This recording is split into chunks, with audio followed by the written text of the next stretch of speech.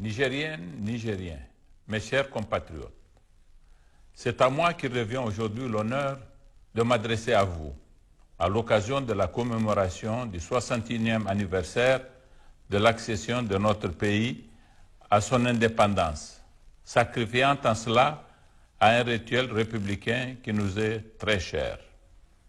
Je le fais avec d'autant plus d'émotion que bien de mes prédécesseurs devant ce prestigieux micro ne sont plus de ce monde. Je pense à eux tous, en implorant la bénédiction de Dieu en leur faveur. Permettez-moi aussi de rendre un hommage appuyé au président Issoufou Mahamadou auquel j'ai succédé. Grâce à lui, notre pays vient de réaliser sa première alternance par laquelle une passation de pouvoir pacifique et démocratique a eu lieu à la tête de l'État, conférant ainsi une distinction toute particulière à notre pays eu égard au contexte régional marqué surtout par des pratiques d'exercice de pouvoir à durée illimitée. Grâce à l'élégance de son geste, traduisant son profond attachement aux intérêts de son pays, ainsi que sa foi dans les valeurs de la démocratie, notre pays jouit aujourd'hui d'une excellente image internationale, nous ouvrant des fenêtres d'opportunités qu'il nous revient d'exploiter avec le sens de responsabilité requis. Mes chers compatriotes, en sollicitant votre confiance à l'occasion d'une campagne électorale à laquelle j'avais, vous vous souvenez, consacré beaucoup de temps, ce qui m'avait permis de visiter même ceux d'entre vous qui vivent dans les localités les plus éloignées de notre vaste pays, j'ai eu l'occasion de bien connaître vos besoins et vos aspirations. Depuis 4 mois que je suis à la tête de l'État, je me suis efforcé de traduire en actes ce que je pensais avoir compris au plus intime de votre être. Dans le discours que j'ai prononcé au cours de la cérémonie de mon investiture, j'ai fait un état des lieux des défis auxquels est confronté notre pays et j'ai mis un accent particulier sur 2 d'entre eux, la gouvernance et l'éducation. Mes 4 mois à la tête de l'État m'ont conforté dans mon option d'accorder une totale priorité à ces 2 questions. À côté de celle-ci, j'ai aussi souligné l'urgence du traitement du défi sécuritaire. Sur ce dernier point, les organisations terroristes opérant pour l'essentiel à partir de bases situées hors de notre territoire ne nous ont donné aucun répit. Nos forces de défense et de sécurité ont été sollicitées jour et nuit, et ce sur tous les fronts.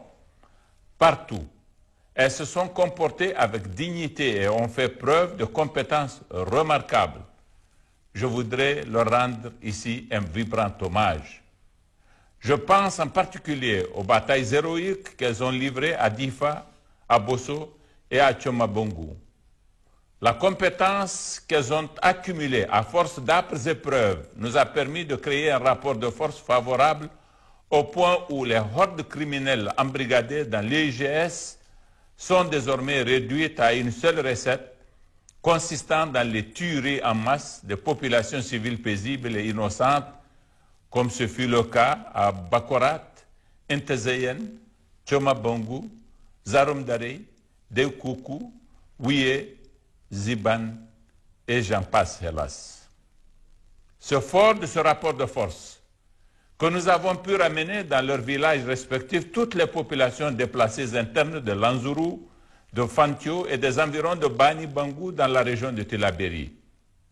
À Difa, nous avons mis au point un plan de retour des déplacés de tous les 300 villages désaffectés. Nous avons d'ores et déjà mis en exécution la première phase de ce plan ayant concerné 19 villages, dont le village emblématique de Baroua par lequel l'opération avait commencé. Je suis très heureux de savoir que ces populations ont réinvesti leurs champs, celle de Baroua s'apprêtant même à reprendre la pêche. Mes chers compatriotes, la promotion de la bonne gouvernance est l'un des domaines où j'avais annoncé des actions décisives lors de mon investiture. La bonne gouvernance suppose la bonne marche des institutions républicaines et la préservation des libertés et des droits fondamentaux. Je note à cet égard que l'Assemblée nationale vient de clôturer sa première session ordinaire. Elle a pleinement exercé son droit de contrôle de l'action gouvernementale. Elle a reçu le Premier ministre pour la présentation de sa déclaration de politique générale qu'elle a adoptée. Elle a procédé à l'organisation du débat d'orientation budgétaire dans le cadre de la préparation du budget de l'année 2022. C'est dans le cadre du renforcement de la bonne gouvernance que j'ai décidé d'établir un dialogue social constructif avec les organisations syndicales, les associations de la société civile et les acteurs des secteurs économiques pour faire le point de nos préoccupations communes sur la marche de notre pays. J'engage les membres du gouvernement et tous les responsables à poursuivre cet exemple d'ouverture et de dialogue. Dans ce registre de la gouvernance, je voudrais aujourd'hui encore réitérer mon engagement à renforcer la lutte contre la corruption et la concussion des agents de l'État, le détournement des deniers publics, les pratiques de surfacturation dans l'exécution des marchés publics, les fraudes et les injustices dans l'organisation des examens et concours ou dans le recrutement des agents de l'État et des sociétés publiques. La pérennisation de l'État de droit passe en effet nécessairement par le respect par l'État incarné en l'occurrence par le gouvernement des règles qu'il a édictées. Mes chers compatriotes, comme je l'ai affirmé dans mon discours d'investiture, l'éducation est notre plus grand défi. Ces faiblesses paralysent nos possibilités de constituer un véritable capital humain capable de prendre en charge les défis de développement de notre pays. Notre système éducatif a besoin d'être repensé et il le sera. Ce sera la traduction du contrat qui m'est lié au peuple nigérien. D'ores et déjà, et conformément à mon engagement de suivre personnellement les réformes engagées dans ce secteur, j'ai eu à consulter les partenaires de l'éducation sur les principaux axes de ces réformes afin de les sensibiliser et de recueillir leurs opinions et leur soutien. À l'issue de ces concertations, des actions ont immédiatement été engagées par le gouvernement en vue de la mise au point d'une grande politique de réforme de notre système éducatif. Cette réforme vise surtout à repenser notre politique de formation des enseignants et des encadreurs en relevant d'une part le niveau à partir duquel seront orientés les élèves destinés à l'enseignement et à mettre d'autre part une rigueur toute particulière dans cette formation. Des mesures incitatives spéciales seront mises en œuvre pour favoriser le recrutement de professeurs dans les disciplines scientifiques dont nos établissements manquent cruellement, ce qui explique en grande partie les contre-performances de nos élèves. Des internats pour jeunes filles seront construits en vue de garder les filles le plus longtemps possible dans le système éducatif et leur donner de réelles chances de promotion sociale. Notre système de formation professionnelle sera rationalisé pour lui permettre de produire les cadres techniques si indispensables pour notre économie. Concernant l'enseignement supérieur, je compte, entre autres actions, faire en sorte que d'ici la fin de l'année 2023, nous puissions satisfaire tous les besoins de nos universités en enseignants-chercheurs.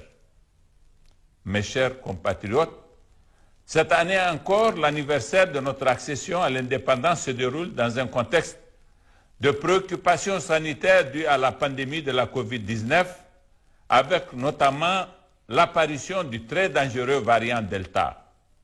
Je voudrais vous inviter à vous faire vacciner, vous tous, et à respecter toutes les consignes sanitaires pour éviter cette maladie. La commémoration de l'indépendance s'accompagne traditionnellement des actions de plantation d'arbres et de reboisement. Cette année, l'opération a pour thème « Valorisons le moringa » pour améliorer l'économie locale.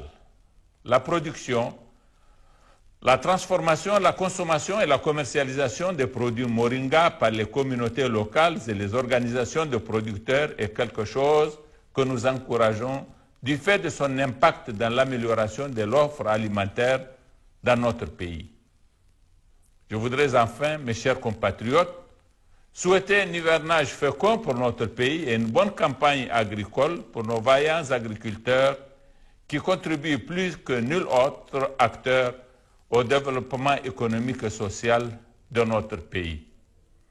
À tous et à toutes, je tiens à vous réaffirmer ma foi et ma détermination pour la réalisation d'un Niger stable et prospère, résolument engagé dans la satisfaction des aspirations profondes de notre peuple. Pour terminer, je voudrais exprimer ma compassion aux familles et aux frères d'armes de 19 de nos vaillants soldats tombés hier sur le champ d'honneur dans le département de Torodi suite à l'explosion d'une mine posée par les terroristes. Vive le Niger, je vous remercie.